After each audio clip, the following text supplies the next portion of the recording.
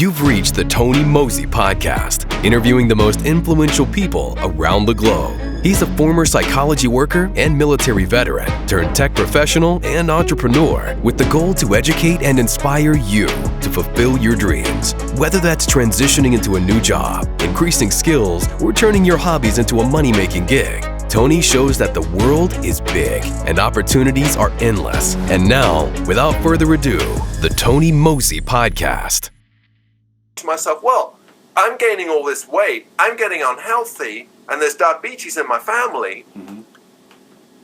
How can I take this information from science, which says get up and move 2.25 hours a day more? How can I do that? I work hard, I've got a family.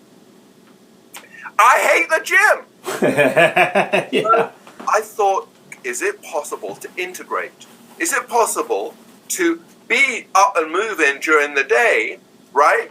Yeah. And stay at work and get all my other stuff done. So what we did, I went to Sears actually, and they had a second-hand treadmill. They had a return treadmill for like $320. Mm-hmm.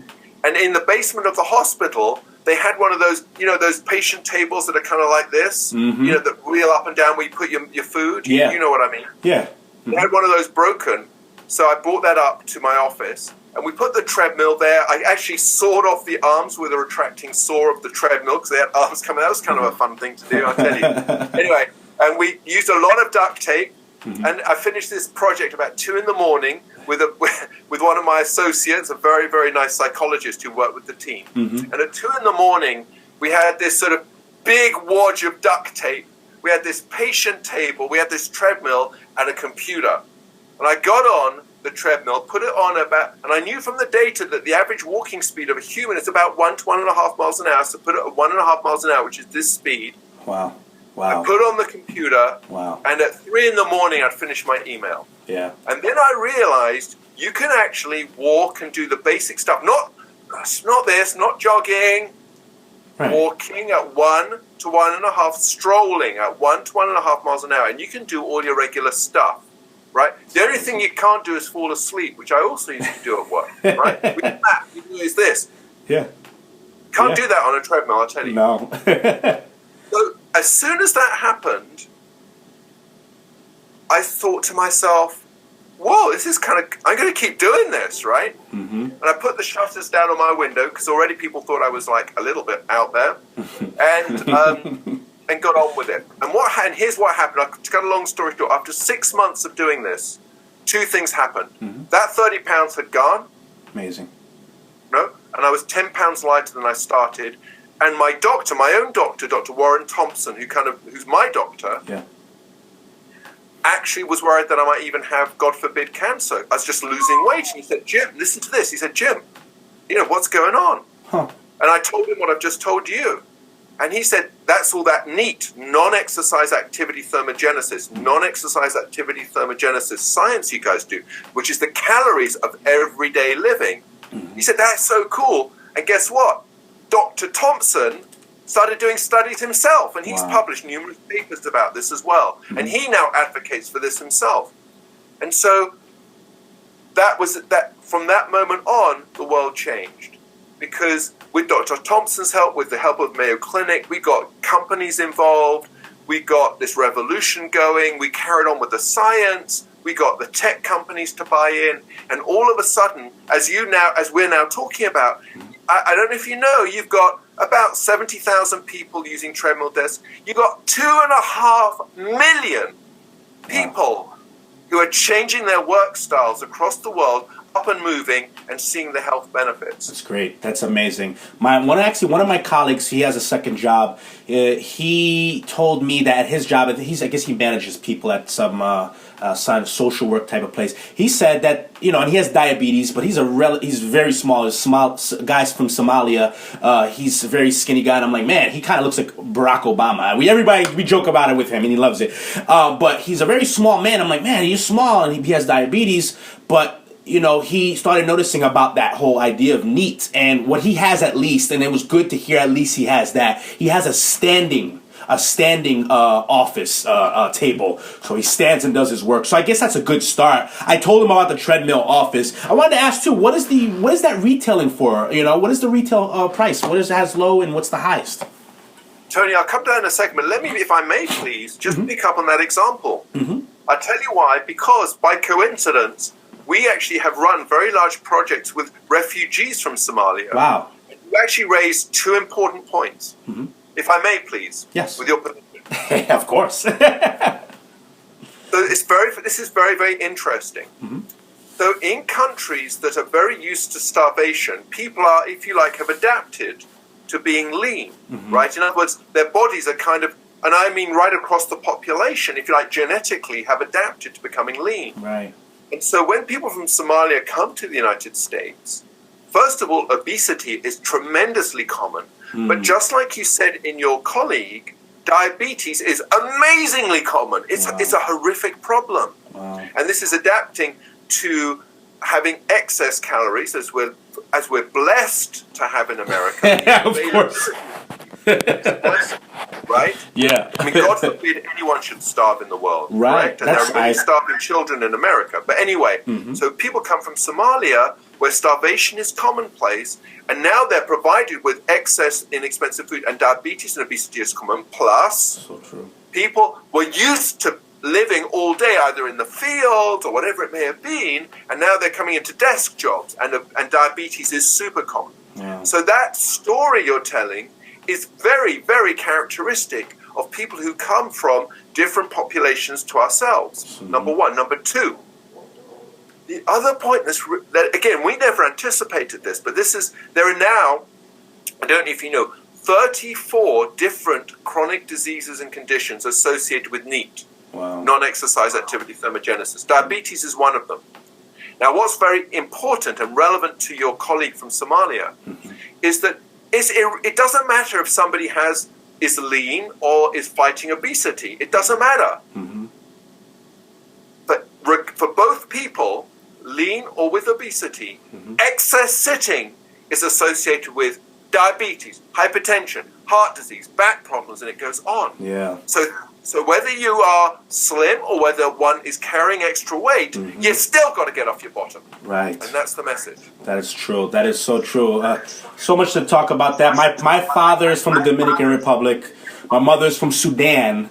And we talked about, I don't know, he brought that up, the idea, the guy at my job, about like body types and all that stuff like that. But it doesn't matter. Just like you said, like, here's what I noticed too after reading your book.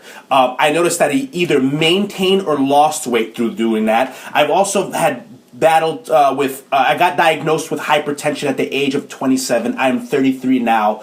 And because I was sitting a lot and all that stuff like that. But once I read this book, I was active, and I noticed now that my blood pressure is anywhere between, 125 or 127 over about 75, which is way better than what I was dealing with, because before it used to be 145, 150. The highest I've had was 180 over 99. And that was during a really crisis, like a really horrific time of my life, and this was involving during a certain issue. But I mean, that time was really the worst, of course. But ever since I've incorporated that into my life of standing up and working out, or at least moving after I've eaten, it's really helped me so much. And even too, I went over my friend's house about a week or two ago, and him and his girlfriend, I said, look, let's get up after we've eaten this huge meal.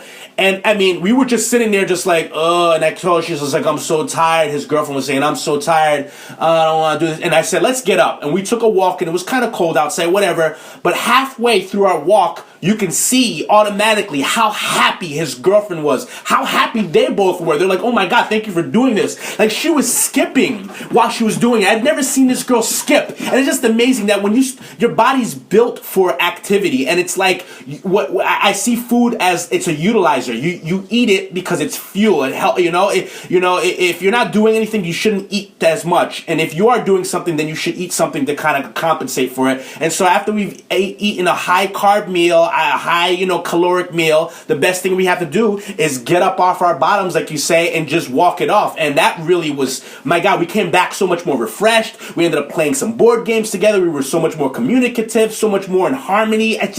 Your book is, once again, like, that notion of just getting up simply is amazing, you know? It's so coincidental. Tony, let me again pick up on two things, if I may, please. Sure. The first thing you mentioned was your own, real personal struggle with hypertension. Mm-hmm. And your attitude was, it's great, there's nothing wrong with tablets are really important and help. But you also realized that getting up and being active and healthy as a personal mission was important as well and proved to be so. Mm-hmm. Now, I don't want to upset people in your audience, but I'll just tell you as it is. Mm-hmm. We have programs that you may or may not know about in our underserved Latino community here in Arizona. And we do a lot of work with middle school kids. And on one of our projects, we discovered, as is known, in fact, that 1 in 3 children already have elevated blood pressure. 1 in 3 middle school children, not even high school yet. And I don't know what you think. To me, that is terrifying. Yeah. That is terrifying. Yeah. Right? We already have, 1 in 10 of our adults have type 2 diabetes. Mm-hmm. And unless we fundamentally change our operational system, right? The CDC predicts that by 2050, listen to this, 2050, round the corner, next generation, your generation, 1 in 3 adults will have type 2 diabetes, and bigger numbers than that will have hypertension. Are you enjoying this episode? Please give a like, comment, follow, or subscribe. And now, back to the Tony Moze Podcast. Okay? Now, I would also like to take the second part of what you said with your friends and you had a meal and you went for a walk, and that's this Thanksgiving message, right? Yes. We're all about to have a huge meal. Let me add some data. What you said, we all know it's true. You have a big meal, you go out for a walk with your friends, and for some reason, it's amazing. You're depressed, you got a bad day, you go out for a walk with a friend, you feel better. We all know that's true.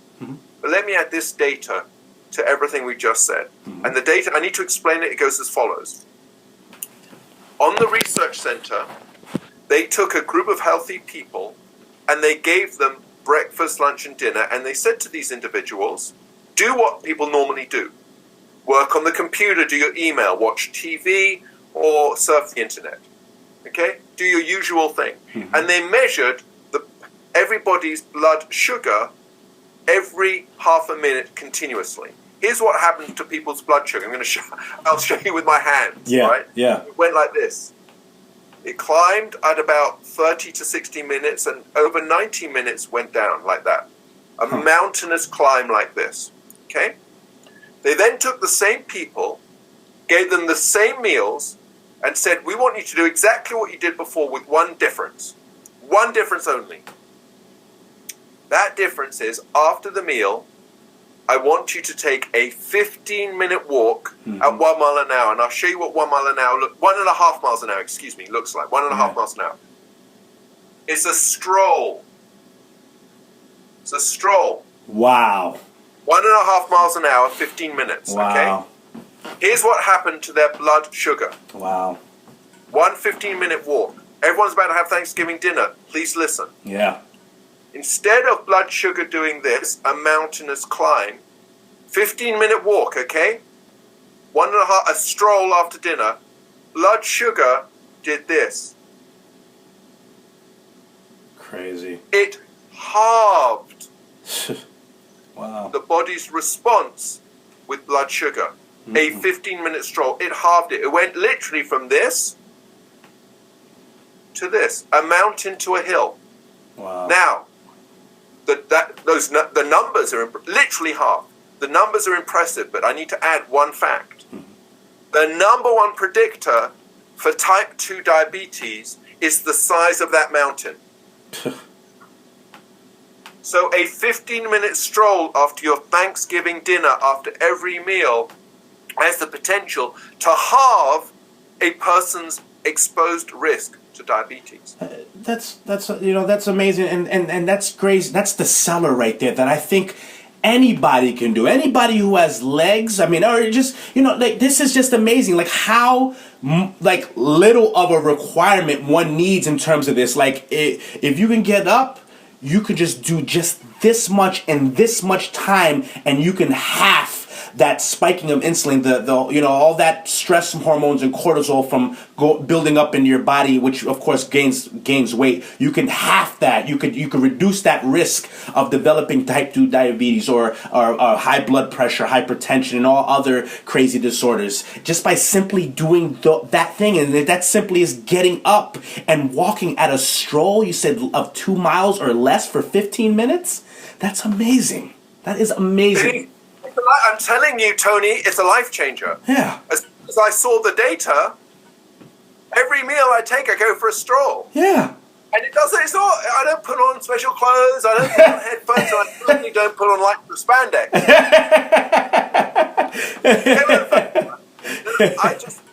I just put on my flip-flops or my shoes. I go for a stroll, sometimes just around my apartment, sometimes outside. Sometimes I go and pick up, if I need something from the grocery store, I just walk down the road. Yeah. It is so simple to do this stuff. And, and breaking up your work day. Mm-hmm. Of course, if you think about it, many people listening to you today are thinking, I can't put a standing desk at my job. My manager isn't going to pay for it, and they'll probably they'll probably fire the person, right? Not everyone can do this. Right. But we all do have those breaks during the day where we can get up and do a little stroll around. Yeah. If I could persuade my boss or my colleague at work to do a 1 hour walk and talk meeting twice a day, that's 2 hours of walking for free. And the data suggests you'll get more out of that meeting than if you sat down. Yeah. Yeah. So, you know what I mean? We can all do this, but you kind of have to start where you started, up here. That's where it starts. And I'm not pointing to my hairstyle, I'm pointing to my brain.